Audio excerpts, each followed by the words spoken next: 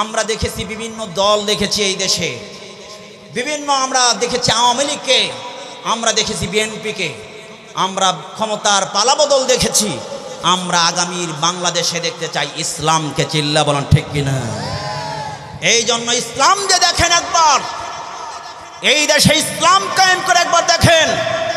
আল্লাহর কসম করে বলি, যেই সত্যিকারের যোগ্য আলেম আছে এরা হবে ম্যাজিস্ট্রেট, এরা হবে বিচারক, এরা হবে সুপ্রিম পাওয়ারের অধিকারী, এরা সব কিছু চালাবে। আমার ভাইরা, যে ইমাম সাহেব আপনাদের ইমামতি করবে, সেই ইমাম যদি বিচার করে তাহলে কি বৈষম্য বিচার করবে? কোনো ঘুষ খাবে? কখনো হতে পারে না। আমার ভাইরা, এই জন্য একটাবার আলেমদেরকে ক্ষমতায় নিয়ে দেখেন। আমরা দেখতে চাই কোরআনের রাজ দেশে দেখতে চাই। আমার ভাইরা, কোনো চাঁদাবাজকে এই দেশে দেখতে চাই না। চিল্লা বলেন ঠিক কিনা? আমার ভাইরা, ক্ষমতার পালাবদল হয়েছে কিন্তু শান্তি কেন পাই নাই রে বন্ধু? এটার একটাই কারণ, কোরআন দিয়া সমাজ গড়া হয় নাই, কোরআন দিয়া সমাজ চালানো হয় নাই, কোরআন দিয়া থানা চালানো হয় নাই, কোরআন দিয়া অফিস চালানো হয় নাই, কোরআন দিয়া আদালত চালানো হয় নাই, কোরআন দিয়া সংসদ চালানো হয় নাই। আমার ভাইরা, গায়ক দিয়া চালানো হয়েছে সংসদ, গায়িকা দিয়ে চালানো হয়েছে সংসদ। আমার ভাইরা সবচেয়ে বড় পাপাচার, তাদেরকে দিয়ে সংসদ চালানো হয়েছে। কিন্তু আমার ভাইরা, আগামীর সংসদ, এই সংসদে কোরআন দেখতে চাই। চিল্লা বলেন ঠিক কিনা? আমার ভাইরা, আগামীর বাংলাদেশ কোরআনের বাংলাদেশ, আগামীর বাংলাদেশ ইসলামের বাংলাদেশ, আগামীর বাংলাদেশ চাঁদামুক্ত বাংলাদেশ, আগামীর বাংলাদেশ জুলুমবিহীন বাংলাদেশ, আগামীর বাংলাদেশ ইনসাফের বাংলাদেশ। আর কোনো বৈষম্য থাকবে না। সব জায়গায় ইসলামী একমাত্র দিতে পারে ইনসাফ, ইসলামই দিতে পারে বৈষম্যহীন সমাজ ব্যবস্থা। এই জন্য ইসলাম ছাড়া আমরা কিছু মানতে চাই না। মুদ্রার এপিঠ ওপিঠ দেখতে চাই না। এক জালেম চলে যাবে আর এক জালেম আসবে, এটা দেখতে চাই না।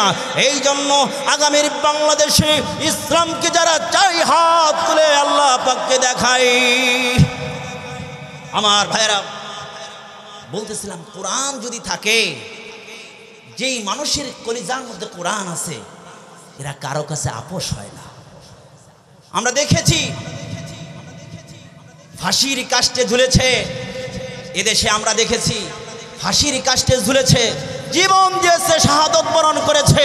কোন মানুষের কাছে, কোন সরকারের কাছে আপোষ হয় নাই, তওবা করে নাই।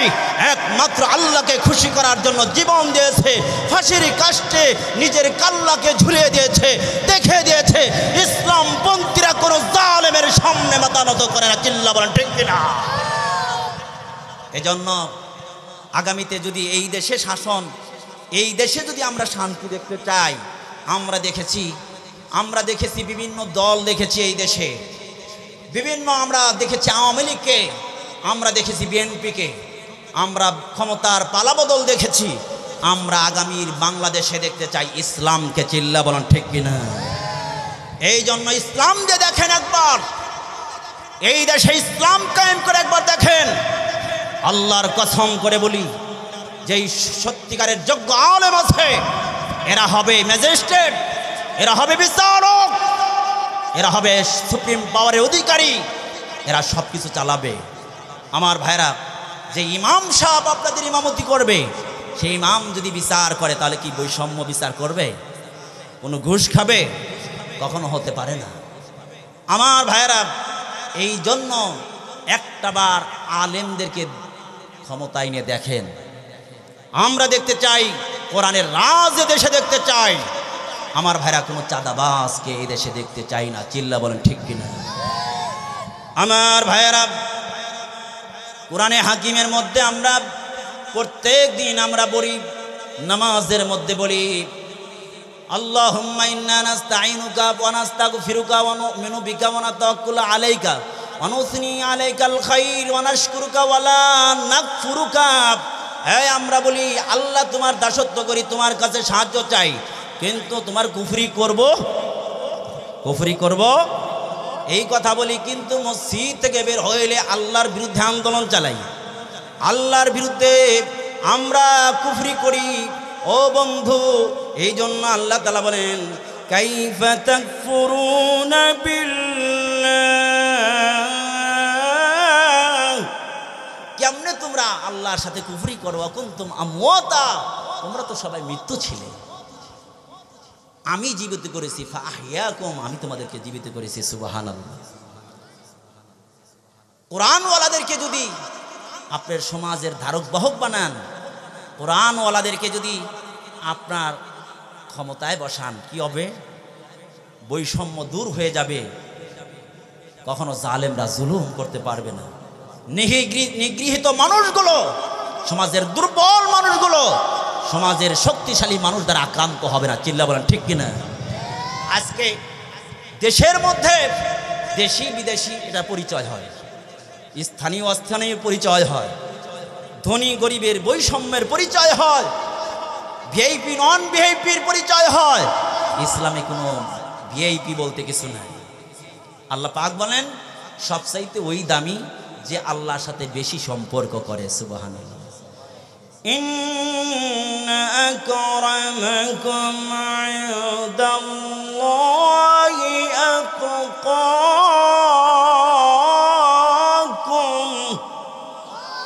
আরো জোরে বলেন আল্লাহু আকবার। আল্লাহ পাকের নিকটে সবচাইতে দামি লোক হলো ওই ব্যক্তি দামি যে যত আল্লাহকে ভয় করে। সুবহানাল্লাহ। আমার ভাইয়েরা,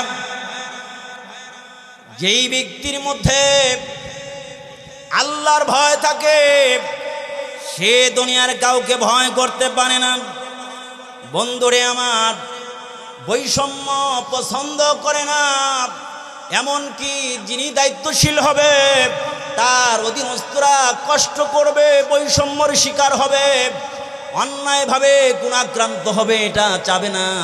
আমার ভাইরা, সোনালী যুগের দিকে যদি আমরা তাকাই, খলিফা আমিরুল মুমিনিন সাইয়্যিদিনা হযরতে আলী রাদিয়াল্লাহু তাআলা আনহু ঘর থেকে বের হয়েছেন। এমনই সময় দেখেন প্রচণ্ড রোদের মধ্যে বৃদ্ধা একজন মহিলা মস্কের মধ্যে পানি নিয়ে রওনা করছেন। মস্কে চামড়ার একটা বড় ব্যাগ, চামড়ার বড় একটা ব্যাগের মধ্যে পানি কাঁধে করে নিয়ে রওনা করছেন। প্রচণ্ড রোদের মধ্যে দ্বিপ্রহরের সময় বৃদ্ধা মহিলা পানি মস্কের মধ্যে নিয়ে রওনা করেছেন। বন্ধু, এমনই সময় সাইয়্যিদিনা হযরতে ওমর রাদিয়াল্লাহু তাআলা সামনে চলে গেলেন, গিয়া বললেন, মা তোমার তো বড় কষ্ট হয়, মা তোমার তো মনে হয় বড় কষ্ট হচ্ছে, একটু দাও না তোমার পানির মস্কটা আমি কাঁধে করে তোমার বাড়িতে পৌঁছে দেই। তোমার কি কোনো স্বামী নাই? তোমার কি কোনো বাবা নাই? সন্তান নাই? মেয়েটা ডেকে বলেন, আমি একজন গরিব মানুষ, আমার স্বামী নাই, আমার স্বামী যুদ্ধের ময়দানে শাহাদত বরণ করেছে, আমার কোনো স্বামী নাই, আমার কোনো সন্তান নাই, আমার এই জন্য পানি নেওয়ার কেউ নাই, কাজ করার কেউ নাই, এই জন্য পানি মস্কের মধ্যে কলসির মধ্যে পানি ভরে আমি ঘরে নিয়ে যাচ্ছি। সাইয়্যিদিনা হযরতে আলী রাদিয়াল্লাহু তাআলা বলেন, মা তুমি আমাকে পানির মস্কটা আমার কাঁধে দিয়ে দাও, আমি তোমার ঘরে পৌঁছায় দেই। হযরতে আলী রাদিয়াল্লাহু তাআলা মস্কের ওই পানিটা কাঁধের মধ্যে লাগাইয়া ঘরে পৌঁছা দিলেন আর বললেন, মা তোমার ঘরে কি কোনো খাবার আছে? বলেন, না খাবার নাই। 3 দিন পর্যন্ত ঘরে কোনো খাবার নাই, কেউ তো দেখার কেউ নাই। জামানার একজন আমির আছে, আলী নাম তার, কিন্তু সে তো আজও পর্যন্ত আমাদের কোনো খোঁজ খবর নেয় না, খোঁজ খবর নেয় না। কার সামনে বলতেছে? আলী রাদিয়াল্লাহু সামনে বলতেছে। আলী কিছু বললেন না। আলী তার ঘরের মধ্যে বৃদ্ধা মহিলার ঘরে পানির কলসিটা মস্কোটা পৌঁছে দিয়ে তিনি সরাসরি বাইতুল মালের দিকে চলে গেলেন।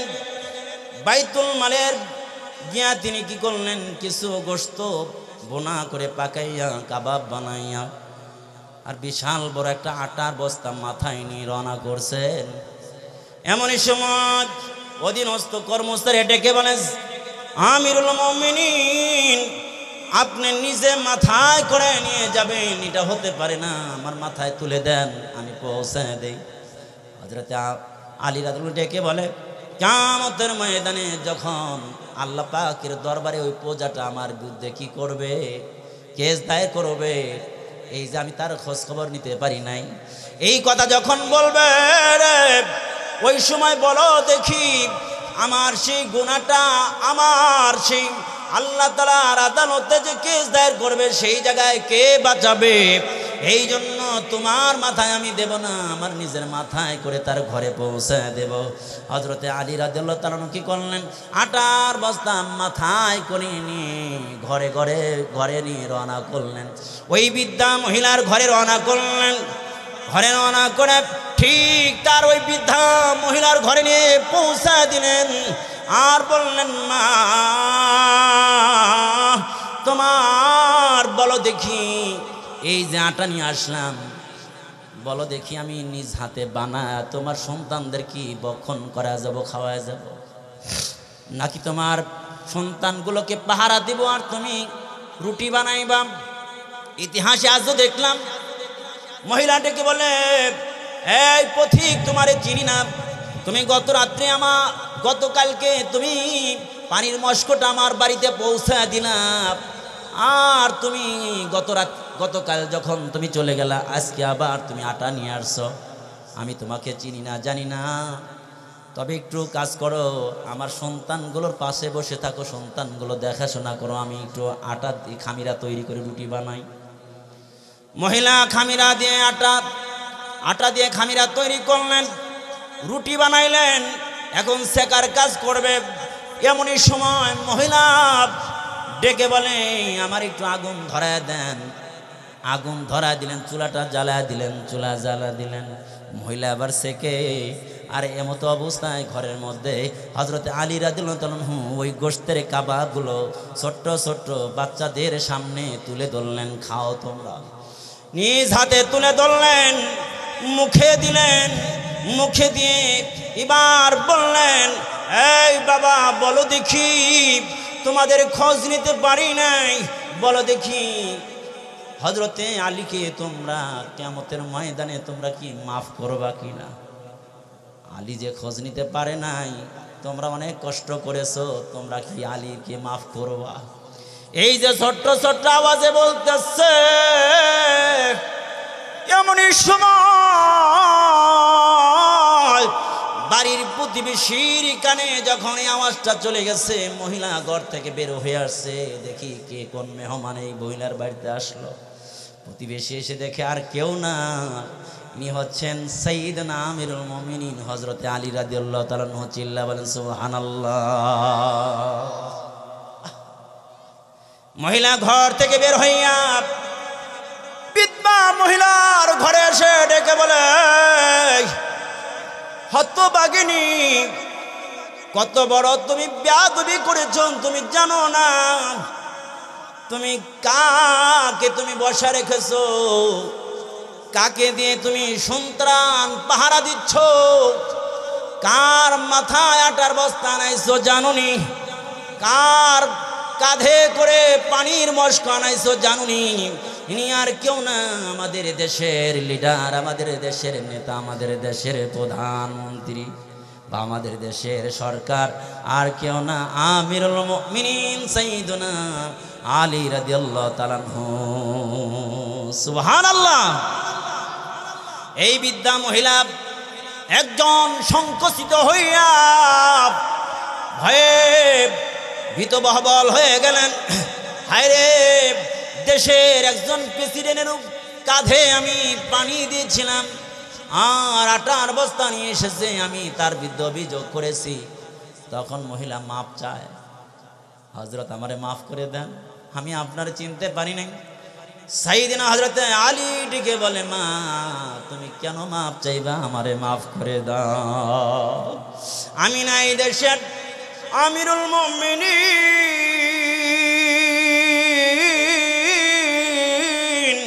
আমি না মুমিনদের আমির, আমি তো মুমিনদের আমির।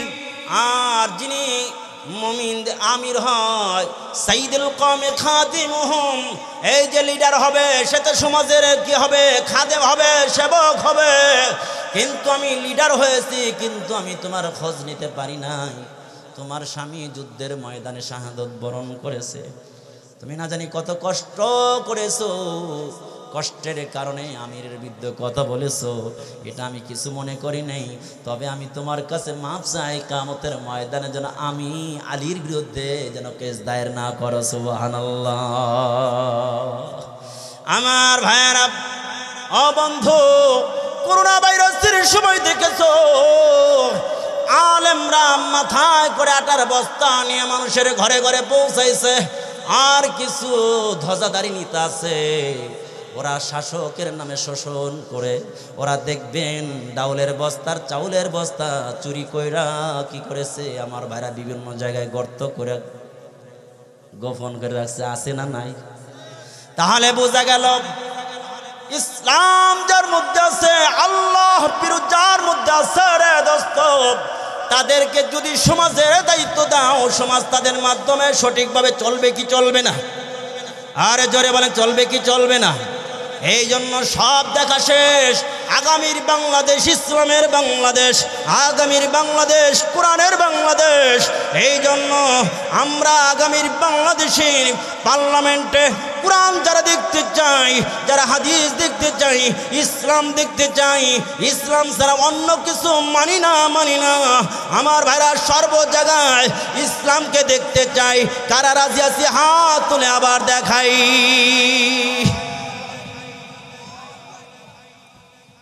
আল্লাহ পাক কবুল করেন, বলেন আমিন। আপনার কষ্ট হইতেছে? আমি এখানে অল্প কিছু বয়ান করে আবার যাইতে হবে আশুলিয়াতে। আজকে প্রোগ্রাম ছিল 3টা, এখান থেকে যাওয়ার কথা ছিল পল্লী বিদ্যুৎ। ওখানে এক নেতার নাকি নাম দেওয়া হয় নাই, এই জন্য মাহফিল অফ করে দিছে। ওই যে জালেম আবার শুরু হয়েছে, এগুলো আমরা ভয় করি না, মুদ্রার এপিট ওপিট ভয় করি না। এই জন্য আগামীর বাংলাদেশ হবে ইসলামের বাংলাদেশ। চিল্লা বলেন ঠিক কিনা? এই দেশের মুসলমানরা কোনো চাঁদাবাজি চায় না, স্বৈরা শাসন চায় না, একমাত্র ইনসাফ ভিত্তিক বিচার ব্যবস্থায় দেশের মুসলমানরা চায়। আমার ভাইরা, এই মাদ্রাসা হচ্ছে মহিলা মাদ্রাসা, দাওরা মাদ্রাসা। এবছর মেয়েরা দাওরা হাদিস শেষ করলো। এই কিতাবটা হচ্ছে বুখারী শরীফ, আসহুল কুতুব বাদা কিতাবিল্লাহ সহিহুল বুখারী। এই কিতাবটা হচ্ছে বুখারী শরীফ। এই বুখারী শরীফ লিখেছেন আবু আব্দুল্লাহ মুহাম্মদ বিন ইসমাইল বুখারী। সুবহানাল্লাহ বলেন। আল্লাহ, তিনি ছিলেন বাল্যকালে অন্ধ ছিলেন। বাল্যকালে কি ছিলেন? অন্ধ ছিলেন। মুহাম্মদ বিন ইসমাইল বুখারীর আম্মা চিন্তা করলেন, আমার সন্তান হচ্ছে অন্ধ, এই সন্তানকে দিয়ে কি করব? আল্লাহ, আমার সন্তানের চোখ দুটা ভালো করে দাও। দোয়া যে মেডিসিনের মতো কাজ করে, এটা দেখেন। আমার ভাইরা, তখন তো উন্নত মানের চিকিৎসা ছিল না, উন্নত মানের মেডিসিন ব্যবস্থা ছিল না। ইমাম বুখারীর আম্মা রাত্রিতে, গভীর রাত্রিতে উঠে দোয়া করলেন। গভীর রাত্রিতে 2 রাকাত নামাজ পড়ে, 1 ফোঁটা চোখের পানি এত পাওয়ার, আপনার যা কিছু দরকার ওই মালিকরে বলেন, যিনি দিতে পারবে ওই মালিকের কাছে চান। যিনি সকল মানুষ যার কাছে ধন্য ধরে তার কাছে ধন্য ধরেন, কোনো মানুষের কাছে ধন্য ধরা দরকার নাই। সমস্যার সমাধান করবে কে? যিনি সমস্যা দেন উনি সমস্যার সমাধান করবে। মুহাম্মদ ইবনে ইসমাইল বুখারী আম্মা গভীর রাত্রিতে তাহাজ্জুদের নামাজ আদায় করে মালিকের কুদরতি পায়ে সিজদা দিয়া গভীর রাত্রিতে 2টা হাত আল্লাহ তাআলার দিকে প্রসারিত করে দি মালিক রিডিকে বলে, মালিক, আমি জানি আপনি কাদের মতলব, আপনি সব করতে পারেন, আপনি যা মনে চাই করতে পারেন। পৃথিবীর কোন শক্তি আপনাকে বাধা দিয়ে ঠেকাইতে পারবে না। মালিক, আপনি যদি ভালো করে দেন তাহলে কেউ ফিরাইতে পারবে না। মালিক, আমরা জানি আপনার সর্বোচ্চ ক্ষমতা। আল্লাহ তুমি আমার সন্তানের চক্ষু দুইটা ভালো করে দাও। চোখের পানিগুলো ছেড়ে দিয়ে দিয়ে আল্লাহ তাআলার দরবারে এই দোয়াগুলো করেন। একদিন রাত্রিতে, গভীর রাত্রিতে আল্লাহ পাকের দরবারে 2 রাকাত নামাজ আদায় করে শেষ রাত্রিতে মহান মালিকের দরবারে 2 হাত তুলে চোখের পানি ছেড়ে দিয়ে কান্দে, মালিক আমার সন্তানের চোখ দুইটা ভালো করে দেন। এই কথা বলে তন্দ্রায় চলে গেছে। এমনই সময় স্বপ্নের মধ্যে দেখে জাতির পিতা হযরত ইব্রাহিম আলাইহিস সালাতু ওয়াস সালাম স্বপ্নে যুগে এসে গেছেন। সুবহানাল্লাহ বলেন। আমরা তো জানতাম জাতির পিতা দীর্ঘদিন যাবত আমরা অন্যরে জানতাম। আমার ভাইরা, জাতির পিতা হযরত ইব্রাহিম আলাইহিস সালাতু ওয়াস সালাম এসে ডেকে বলে, মুহাম্মদ ইবনে ইসমাইল বুখারীর মা, তুমি চিন্তা করো না, মালিকের কাছে দোয়া করছো, মালিক দেখো, তুমি ঘুম থেকে উঠে দেখো তোমার সন্তানের চোখ ভালো করে দিয়েছে। মুহাম্মদ ইবনে ইসমাইল বুখারীর মা ঘুম থেকে জাগ্রত হলেন। ঘুম থেকে জাগ্রত হইয়া আবু আব্দুল্লাহ মুহাম্মদ ইবনে ইসমাইল বুখারীকে ঘুম থেকে জাগ্রত করলেন। জাগ্রত যখন হয়েছে আবু আব্দুল্লাহ মুহাম্মদ ইবনে ইসমাইল তখন ডেকে বলে, মা আমি তো সব দেখতে পাইতেছি। সুবহানাল্লাহ বলেন। যেই সন্তান গত রাত্রেও দেখতে পায় নাই, বাল্যকালে অন্ধ হয়ে গেছে, ওই মার দোয়াতে আল্লাহ রাব্বুল আলামিন তার সন্তানের চক্ষু দুইটা ভালো করে দিলেন।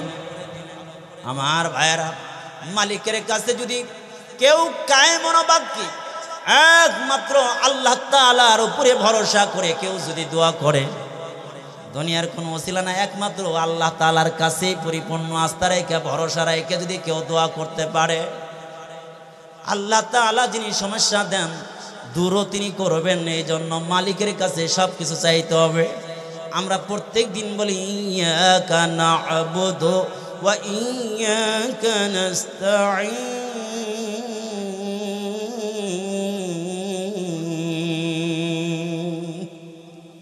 মালিক তোমার দাসত্ব করি আর তোমার কাছে সাহায্য চাই।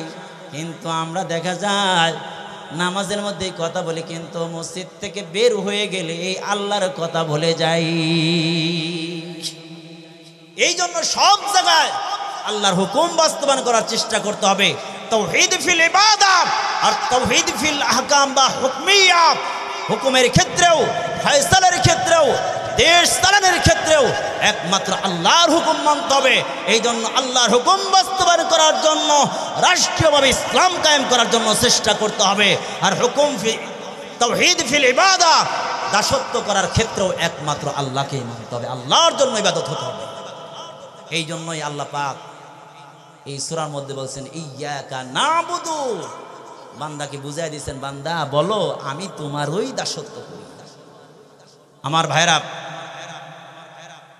যদি আমরা সন্তানদেরকে ওইভাবে গড়ে উঠাইতে পারি, এই সন্তান আমার কাজে লাগবে। এই জন্য বুনিয়াদ হচ্ছে তাকওয়া। তাকওয়ার উপরে সন্তানকে বড় বানাইতে হবে। তাকওয়াবান যদি সন্তান বানাইতে পারি, তাহলে এই সন্তান দুনিয়ায়ও কাজে লাগবে, আখিরাতেও কাজে লাগবে। আমি 2 মিনিটের মধ্যে একটা ওকে বলতেছি, বলে আমি বিদায় নেব। নিজামউদ্দিন আউলিয়া রহমতুল্লাহ জীবনীতে দেখলাম, উনি যখন 4-5 বছর বয়স, তখন তেনার বাবা মারা গেছেন। তেনার মা ছিলেন অনেক ধার্মিক, অনেক তাকওয়াবান ছিলেন, আল্লাহ ওয়ালি ছিলেন। একদিন নিজামউদ্দিন আউলিয়া মক্তবে গেছেন। মক্তবে গিয়া লেখাপড়া, তখন তো মক্তবে সব লেখাপড়া করত। হুজুর একদিন বলছে, তোমাকে তো পাগড়ি দেওয়া হবে। তখন নিজামউদ্দিন আউলিয়া মায়ের কাছে এসে বলতেছে, মা আমার উস্তাদজি বলছেন পাগড়ি দিবে, আমি পাগড়ি পাবো কোথায়? মা ডেকে বলেন, বাবা তোমার কোনো টেনশন করতে হবে না, আমি পাগড়ির ব্যবস্থা করব। মা তখন পাশের বাড়ির থেকে তুলার ব্যবস্থা করলেন, তুলা দিয়ে সুতা বানাইলেন। সুতা বানাইয়া নিজে মাফলার মতো পাগড়ি বানাই দিলেন হাতে, পাগড়ি বানাইয়া দিয়াম। এরপরে এলাকার আলেমুল আমাদেরকে দাওয়াত করে খাওয়ালেন। আমার ভাইরা সংক্ষিপ্ত বলছি, একদিন নিজামুদ্দিন আউলিয়া কি করলেন, নতুন চাঁদ উঠছে, নতুন চাঁদ উঠলে চাঁদের দোয়া পড়লেন। দোয়া পরে ছোট বাচ্চা মাকে জড়া ধরছে, চুমা খাইতেছে। মা তখন বললেন, বাবা এই যে নতুন চাঁদ উঠেছে, তুমি দোয়া পড়লা আর আমার জড়া ধরলা, চুমু খাইলা, বলো দেখি আগামী মাসে কাকে তুমি চুমু খাইবা?